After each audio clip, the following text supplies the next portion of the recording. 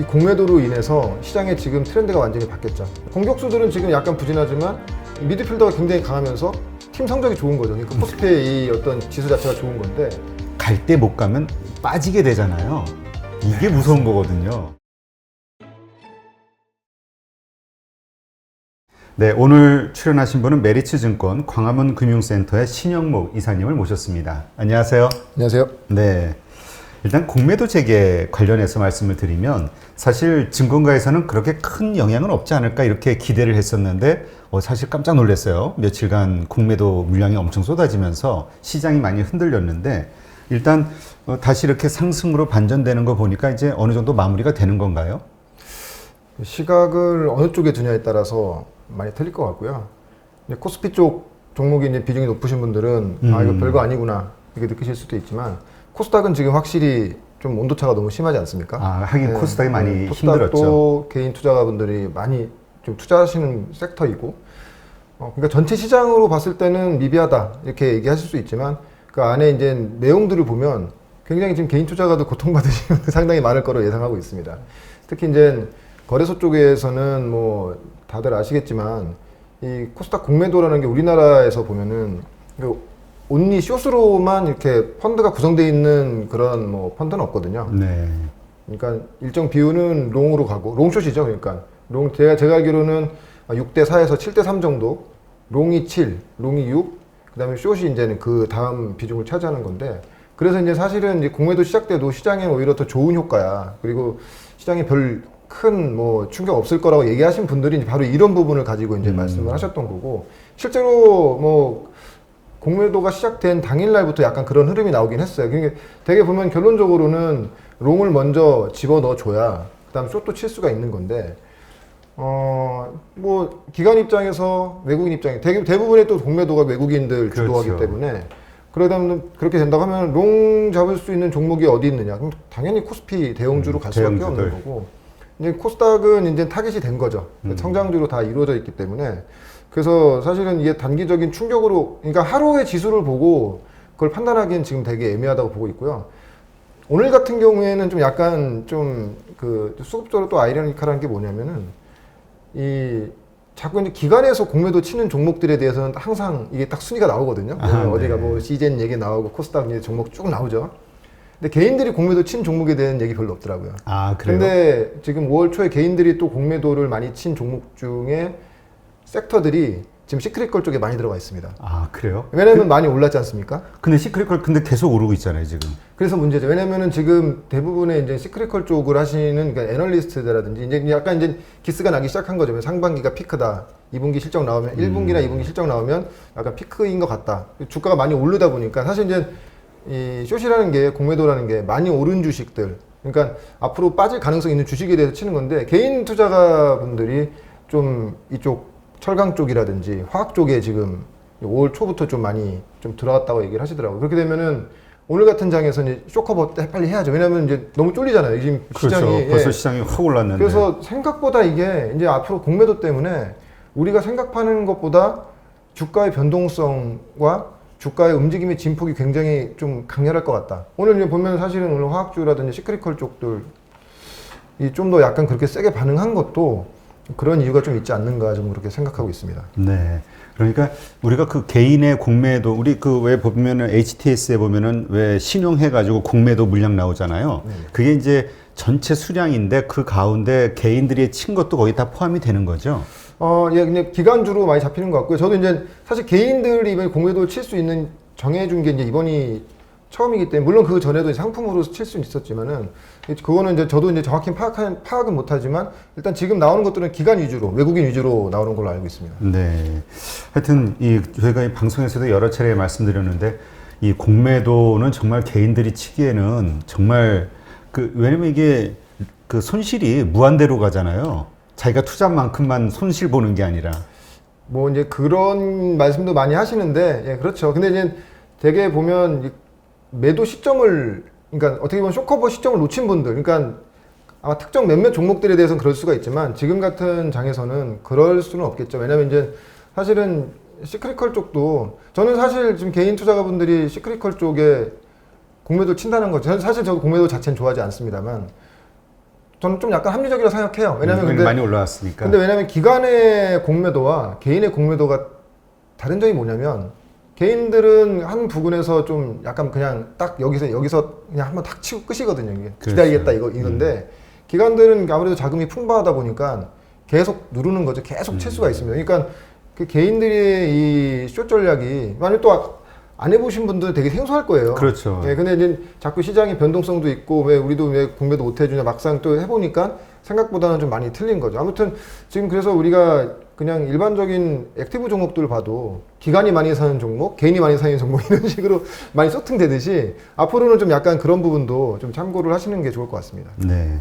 보통 우리가 그 쇼커버 하는 게 그러니까 이제 내 생각보다 내려갈 거로 기대하고 공매도를 쳤는데 이게 계속 상승한단 말이에요. 그럼 우리가 보통 뭐라 그러죠?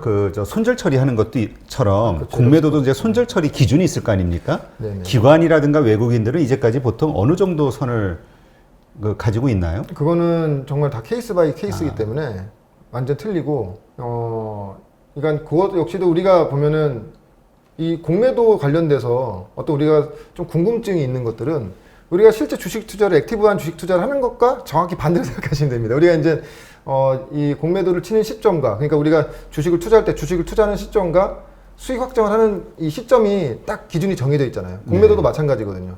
뭐 주구장창 막 치고 막 만약 물리면 끝까지 가는 게 아니라 어느 순간에서는 당연히 이제는 그 쇼커버도 들어가야 되고 만약에 이제 목표 수익률이 한 10%에서 20%를 잡았는데 그 정도 내려왔다고 하면은 또 쇼커버도 이제 잡아줘야 되기 때문에 그거는 이 어떤 자기가 투자 전략에 따라서 다 틀리다고 말씀드릴 수 있겠고요. 뭐 그러니까 딱 정해지진 않았죠. 네. 아니 어떤 분들은 그런 얘기 하시더라고요. 이게 개인이 한 3개월 정도 된다면서요. 그 기간이. 네, 한 2개월 정도 지금 2개월인가요? 네, 60일 정도. 60일. 그러니까 그 안에 떨어지지 않을까? 뭐 이런 생각을 하시는 분들도 있더라고요. 버티시면은 괜찮긴 한데 아까도 말씀해 주셨지만은 이게 사실 이게 손실이 이제 무한대로 갈 수 물론 그 기간 동안에 무한대로 갈 수는 없겠죠. 그렇죠. 근데 생각보다 뭐 또 이 변수라는 게 나오면서 사실 이제 오늘 같은 화학 섹터 뭐 철강 섹터부터 시작해가지고 시크릿컬이 이렇게 세게 움직일 거라고는 진짜 무거운 섹터인데. 그러니까 지금 조정받으면서 이제 새롭게 바뀌는 거 아니냐 이런 생각들을 했었는데. 네네. 그러니까 저는 볼 때는 이 공매도로 인해서 시장의 지금 트렌드가 완전히 바뀌었죠. 왜냐면 일단은 코스닥은 지금 계속 지금 나오고 있고요. 굉장히 이 기관이나 외국인들의 공매도가 무서운 게 한 번에 안 끝나요. 개인 투자관들은 이렇게 한번 깔끔하게 하고 오늘같이 이제 장이 세면 이거 안 되겠다. 이거 그냥 빨리 쇼커버를 빨리 하는데 기관이나 외국인 입장 그러지 않습니다. 계속 칩니다. 자기들이 계속. 섹터를 봤던 곳에서 그래서 이제 외국인이나 기관 투자가들의 공매도가 굉장히 무서운 거고 특히 이게 조종장과 약세장이 들어가 버리면 정말 끔찍할 정도로 왜냐면 이게 업틱룰이라고 해가지고 위에 매물을 계속 쌓아놓거든요. 거래량이 없는 종목들을 밑에 계속 쌓아놓으면 그걸 이제는 시장이 장이 안 좋으니까 위로 살 수가 없잖아요. 그렇죠. 예, 그러니까 계속 눌릴 수밖에 없는 거죠. 그러니까 그런 부분이기 때문에 사실 개인 투자가분들도 공매도 열어줬다고 해서 바로바로 이렇게 하시는 거는 좀 공부를 좀 하셔야 될 것 같고요. 근데 기본적으로 저는 좀 권해드리진 않습니다. 왜냐면 이 주식이라는 것이 정말 우리의 성장 산업이라든지 나의 어떤 기업에 투자를 하는 것인데 자꾸 이제 공매도나 인버스 같은 걸 하게 되면 이 부정적인 시각이 예. 그래서 양쪽 다 하기 굉장히 힘들어요. 네. 예. 자, 그러면 일단 일천선이 깨진 거에는 이제 바이오주, 제약주들이 이제 크게 하락하면서 원인이 됐는데 이것이 다시 이전 수준으로 회복하기는 좀 쉽지 않을 것 같다는 생각이 얼핏 드네요. 말씀 들어보니까. 당분간 힘들죠. 왜냐면은 지금 코스피를 보면은 이제 축구로 놓고 본다고 하면은 공격진이 좀 부진합니다. 뭐 삼성전자, 하이닉스, 현대차, 기아차 이 공격진이 되게 부진한데 미드필더가 지금 엄청나게 지금 잘하고 있는 거죠. 우리 철강 화학주라든지 시크릿컬 이 중간 정도 되는 이런 또 중간재 또 그 중간재라고 하지 않습니까? 그렇죠. 굉장히 지금 뭐 실적이 뭐 너무 좋다 보니까 주가도 많이 올라가고 그러니까 이게 은근히 또 이게 또 시총 기준으로 했을 때라든지 전반적으로 봤을 때 이 코스피가 또 은근히 또 막 전고점을 향해 가고 있는 그러니까 공격수들은 지금 약간 부진하지만 이 미드필더가 굉장히 강하면서 팀 성적이 좋은 거죠. 그러니까 코스피의 이 어떤 지수 자체가 좋은 건데 지금 코스닥은 기댈 데가 없습니다. 왜냐하면 일단 시가총액 상위 종목들 위주로 뭐 제약바이오주들 많이 있고 그 뒤를 잇는 뭐 게임이라든지 뭐 장비, 소재 쪽도 일단 당분간은 이 실적이라든지 어떤 고퍼에 분류돼 있기 때문에 당분간 천선을 이게 좀 회복한다는 거는 좀 쉽지 않, 좀 힘들겠다 이렇게 네. 예상합니다. 그 지금 저희가 계속 이야기했던 것들이 그 시장에서 내가 들고 있는 종목에 대해서 뭔가 고평가로 인지를 하고 있느냐, 이게 나의 기준이 아니라 시장의 평가 기준을 좀 한번 이렇게 생각해보자, 점검해보자 이런 말씀을 드렸는데, 하여튼 시장에서는 그 고평가됐다라고 생각되는 이 특히 바이오나 이런 쪽에 공매도를 상당히 치고 있는 것 같다는 생각이 들고요. 그런데 말씀하신 대로 뭐 3,100선 이상 이렇게 지지가 되면서 오히려 상승을 한단 말이죠. 근데 뭐 삼성전자라든가 현대차라든가 SK 하이닉스 뭐 이런 주식을 들고 있는 개인 투자자들이 또 많이 있잖아요. 이게 대형 우량주. 근데 이거는 또 안 간단 말이죠. 드는 걱정이 뭐냐면 갈 때 못 가면 빠지게 되잖아요. 이게 무서운 거거든요. 맞습니다. 너무 그 주식 시장에 굉장히 핵심적인 그 내용을 너무 그래서 이 지금 삼성전자 하이닉스를 들고 계신 분들이 가장 큰 걱정이 뭐 삼성전자 아마 이제 연초에 사신 분들 만약에 손실폭으로 치면은 그렇게 아주 과하지는 않습니다. 네. 물론 뭐 연간 수익률로 봤을 때는 삼성전자로 뭐 한 10% 정도 물려있으면 많이 물려있다고 할 수 그렇죠. 있겠지만 근데 이분들이 지금 답답한 건 뭐냐면 내가 같이 시장과 동참하지 못한다는 게 그것이 너무 이제 답답한 것이죠. 그렇죠. 예, 근데 저도 보면 저도 이제 현업에 있지만 같이 힘들 때 힘든 거 스트레스보다 뭔가 남들이 지금 잘 되고 있는데 내가 지금 못 하고 있는 거에 대한 스트레스가 훨씬 더 크거든요. 예, 그렇다고 해서 뭐 지금 시장을 안 볼 수도 없는 거고 오늘 같은 장도 아마 소외감 굉장히 크셨을 거예요. 그렇기 때문에 당분간은 이런 손님이 근데 지금은 쉽게 편하게 주식할 수 있는 그런 기간은 이제 지났다. 왜냐면은 이미 종목들도 많이 올라와 있는 상태고, 왜냐면은 지수라든지 각 종목도 물론 이렇게 오늘 같은 장에서도 가는 종목들이 있지만, 그렇지만 지금 삼성전자와 하이닉스, 현대차, 기아차를 들고 계신 분들은 견뎌내시는 구간이라고 봅니다. 네, 그러니까 뭐 결론적으로는 나의 순서가 오기를 기다려야 되는 것인데 그것이 이제 언제 올 것인가. 근데 한 가지 말씀드릴 거는 지금 시크릿컬 쪽의 실적이 너무 좋은 거예요. 다른 것들이 지금 눈에 전혀 들어오지가 않습니다. 그것이 가장 큰 원인이다 이렇게 말씀드리고 싶습니다. 지금 삼성전자하고 하이닉스 같은 경우는 뭐 우리 반도체 빅사이클이니 뭐 이런 얘기 들면서 정말 기대감이 컸었잖아요. SK 하이닉스는 뭐 분기 실적도 상당히 좋았고요. 근데 오히려 그날 3.3% 빠졌으니까 이거는 왜 그런 거? 이게 수급의 문제로 봐야 되는 건가요? 아니면 우리가 모르는 악재가 있기 때문에 악재는 이런 없죠. 건가요? 악재는 없고 저도 그냥 현업에 있는 사람으로서 얘기 말씀드리면 일단 패가 다 노출되어 있는 상태죠. 항상 시장에서는 뭔가 그 서프라이즈를 원하고 전혀 예기치 못했던 이벤트를 원하는데 일단 삼성전자 말씀드린다고 하면 결론적으로 수급에 세 개의 주체가 있지 않습니까?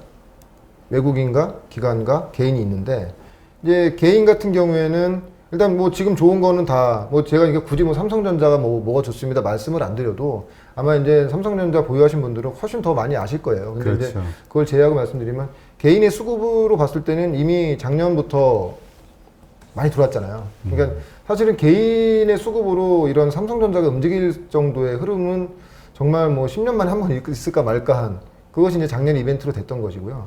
두 번째 이제 기관 입장에서 본다고 하면은 기관의 입장에서는 사실은 기관의 수급의 키를 쥐고 있는 건 연기금이죠. 네. 예. 근데 연기금 입장 왜냐면 연기금이 직접 운영도 하고 위탁도 주지만 위탁을 받은 운영사 입장에서 연기금의 그 운용이 굉장히 중요한 게 벤치마크를 할 수밖에 없거든요. 그러니까 위탁받은 운영사 입장에서는 연기금의 지금 전체 주식을 포트폴리오를 거의 비슷하게 벤치마크를 합니다. 그리고 자기들이 정말 자신 있는 종목으로 엣지 있는 종목으로 연기금보다 약간의 수익률을 높게 맞으면 계속 이제 그 위탁을 받아서 운영할 수 있거든요. 근데 지금 연기금이 지금 팔고 있단 말이죠. 사는 것도 괜찮은데 팔고 있단 말이에요. 그렇게 되면은 연기금을 벤치마크하는 기관 입장에서 같이 팔 수밖에 없어요.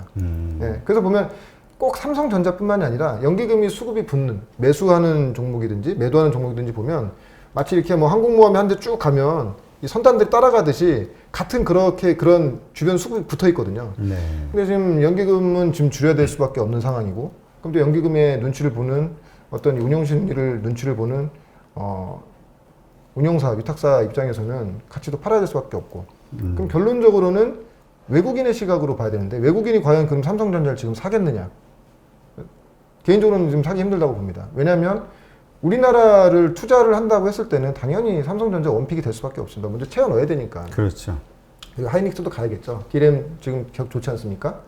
근데 이걸 이머징으로 좀 약간 시각을 좀 넓혀보면 TSMC가 있잖아요. 그렇죠. TSMC와 삼성전자를 어떤 걸 사겠냐 물어보면 당연히 지금 TSMC를 살 수밖에 없지 않습니까? 그러면 하이닉스 완전히 또 별개가 되는 거죠. 어떻게 보면은.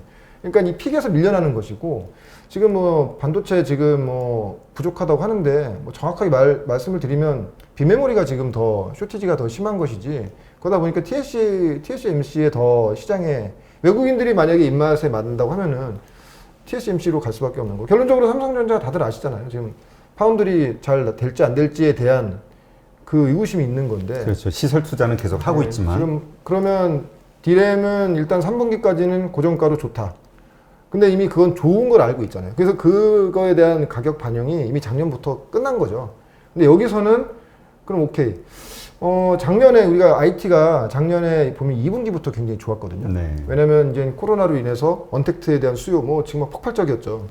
그런 것들에 대한 수혜가 IT에 대한 그런 수혜가 올해까지 이제 넘어온 건데 이제 백신이 다 맞으면서 이제 정상 활동으로 돌아간다고 했을 때 그러면 올해 3분기나 4분기 내년 그림으로 봤을 때 정말 작년만큼 수준으로 좋아질 수 있겠느냐. 진짜 그렇게 좋아진다고 하면은 코로나 핑계가 아니라 정말 경기 자체가 좋아지는 걸 수 있거든요. 그럼 네. 진짜 슈퍼사이클이 나올 수 있습니다. 근데 저도 이제 세미나를 좀 다녀보는데 이게 어떻게 보면은 좀 아무래도 삼성전자를 들고 계신 개인 투자가분들이 200만 명 이상이 되지 않습니까? 그렇죠. 방송에서 약간 그러니까 내가 듣기 좋은 얘기만 계속 한다는 그런 얘기도 좀 약간 그런 생각이 드는 게 소수의 의견으로 그렇게 제시하시는 분들도 좀 있어요.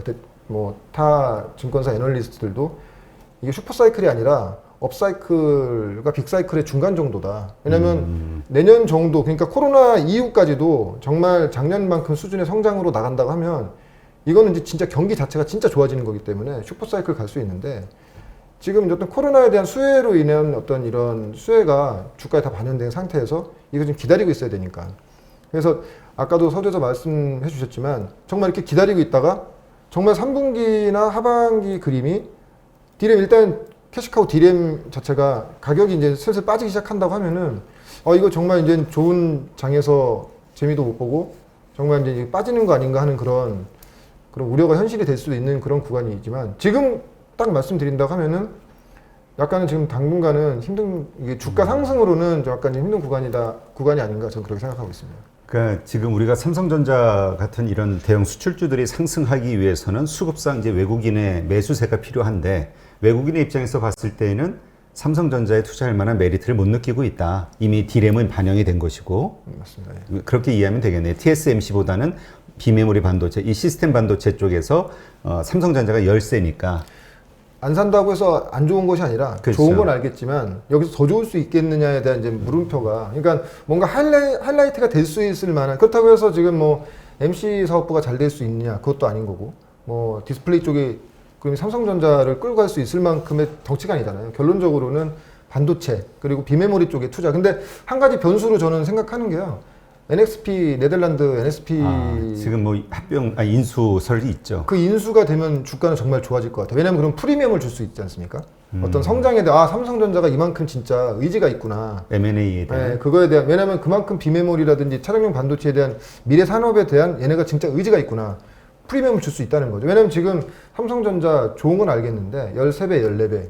그럼 여기서 뭔가 주가가 엣지가 있으려면 그런 좀 이벤트가 발생해야 되는 건데 그게 사실 이제 우리가 이제 뭐 예측할 수 있는 건 아니니까요. 그렇죠. 그러니까 우리가 이벤트성으로 본다고 하면 사실 시설 투자 뭐 이 오스틴이라든지 뭐 평택 투자보다는 저는 사실 NSP의 인수가 굉장히 큰 하도가 되지 않겠네요. 그건 개인 투자가들이 알 수 없는 거니까요. 근데 그렇죠. 투자 관련돼서 또 말씀을 또 드린다고 하면 너무 투자를 지금 많이 해버리게 되면 평택이라든지 그 외에 반도체 투자를 많이 하게 돼버리면 배당이 또 줄어들 수 있다는 또 우려감이 나서 있거든요. 그렇죠. 그러니까 이게 현금 소진을 네, 해야 맞습니다. 되니까. 그러니까 이게 참 진짜 되게 애매하게 계륵 같은 지금 느낌으로 돼 있는 거죠. 그러니까 약간 삼성전자를 들고 계신 분들, 하이닉스를 들고 계신 분들은 이런 부분을 아예 그냥 인지를 하시고 왜 이렇게 못 가 답답해 하시는 게 아니라 이런 부분을 인지를 하시고 그냥 나는 버티겠다고 좀 장기적으로 가신 분들은 당연히 그렇게 하셔야 될 것 같고요. 좀 그런 구간인 것 같습니다, 지금. 근데 이런 기대감 갖는 분도 있거든요. 뭐냐면 이제 한미 정상회의가 있잖아요. 그때 이제 뭔가 반도체, 그러니까 삼성전자의 그 뭐 오스틴 공장이 됐든 증설이 됐든 이런 것들에 대한 이야기가 나오면 좀, 그러니까 미국의 그 증설 투자를 한다는 어떤 뉴스가 나오면 좀 삼성전자가 반등하지 않겠는가? 이거에 대한 기대감은 어떻게 보세요? 근데 저는 이렇게 말씀드리고 싶어요. 지금 한미 정상회담 하는데 과연 그런 반도체까지 얘기를 할 수 있을까? 저는 그런 생각 저는 들고 있고, 전 기대치를 자꾸 이제 그거에 대한 기대치를 높이실 필요 없다고 봅니다. 왜냐면 당연히 이제 바이든 대통령이 취임한 이후에 처음 가는 것이고, 근데 굉장히 처음 가는 것에 굉장히 의미가 큰데 마치 그렇게 되면 우리가 뭔가 막 조공바치는 느낌 약간 그런 것도 있고, 사실은 미국 입장에서 좀 더 엄밀하게 말씀드리자면요, 삼성전자에서 지금 가장 필요한 장비가 EUV 장비거든요. 네. 지금 압도적으로 근데 밀리고 있잖아요. 지금 TSMC가 훨씬 지금 연간 한 30대에서 40대 정도가 나오는데 그중에 반을 지금 TSMC가 다 가져가고 있고, 그러니까 근데 사실 이 EUV 같은 경우에는 거기에 들어가 있는 핵심 기술, 그 레이저 기술이 또 미국 회사가 갖고 있거든요. 그러니까 이게 먹이사슬이 돼 있는 건데, 미국이, 저는 이게 약간 정치적으로 만약에 해석된다고 하면은 정말 지금 우리나라가 이런 어떤 지금 이런 반도체 패권 전쟁에서 너무 중립적인 위치를 차지하게 되면은 그런 장비조차도 약간은 좀 오히려 우리가 가서 이 삼성전자가 더 잘 될 수 있게끔 EV 장비 같은 것들 수주를 할 수 있게끔 하는 것이, 그래서 너무 이제 그거를 정치적인, 아마 백신 얘기도 나올 수 있을 것 같고 여러 가지 현안이 나올 수 있을 거라고 생각하는데, 이런 최초의 한미 정상회담에서 이런 산업적인 부분에 대한 그런 언급이 좀 과연 얼마큼 세게 나올 수 있을까 하는 저는 좀 의구심이 있습니다. 아, 그럼 우리 이 정치적인 이슈 빼버리고 네네. 삼성전자가 오스틴 공장이 됐든 뭐 뉴욕이 됐든 어디다가 증설을 한다. 비메모리 반도체, 그 파운드리 공장을 증설을 하겠다라는 발표를 하게 된다면 이건 주가에 호재가 될까요? 그건 분명히 저는 호재가 될 수 있다고 봅니다. 왜냐하면 시장에서 기대하는 게 여기서 뭔가 좀 새로운 카드를 제시하라 이거거든요. 그렇죠. 예. 근데 이거는 시간의 문제지 않나요? 발표하는 건 어차피 증설하는 건 결정이 되고 어디에서 더 어떤 세제 혜택을 더 받을 수 있느냐 가지고 지금 실갱이 하고 있는 걸로 알고 있는데. 예, 그렇게 맞습니다. 그렇기 때문에 그 이벤트가 언제 발생될 수 있을지 모르기 때문에 당분간은, 그러니까 너무 이게 막 임박한 그런 사실이라고 생각하면 너무 급하잖아요. 또 너무 또 마음이 또 조급해지는데, 그렇죠. 차라리 그래, 이거 언젠가는 나올 이벤트이기 때문에 내가 지금 답답하지만 기다리겠다. 아예 마음을 그렇게 가시는 게 편하다고 지금 말씀드리는 겁니다. 그렇죠. 하긴 삼성전자 가지고 단타 치시는 분은 없을 네. 거고. 네, 맞습니다. 예. 그 가지고 있는 삼성전자가 그래 오스틴 공장이 됐던 어디 공장 증설 발표해서 상승하면 팔아야지 뭐 이런 생각하고 있는 분이라면 모르지만 맞습니다. 장기적으로 가져가시는 분들이 어차피 뭐 전반적인 그 펀더멘탈이 중요한 거니까 하여튼 마음을 좀 여유 있게 가지셔야 되겠네요. 국매도 이후에도 삼성전자, 하이닉스의 주주분들은 좀 여유 있는 마음으로 장기적인 관점으로 지켜봐야지 이렇게 좀 덜 속이 상하실 것 같다는 생각이 듭니다.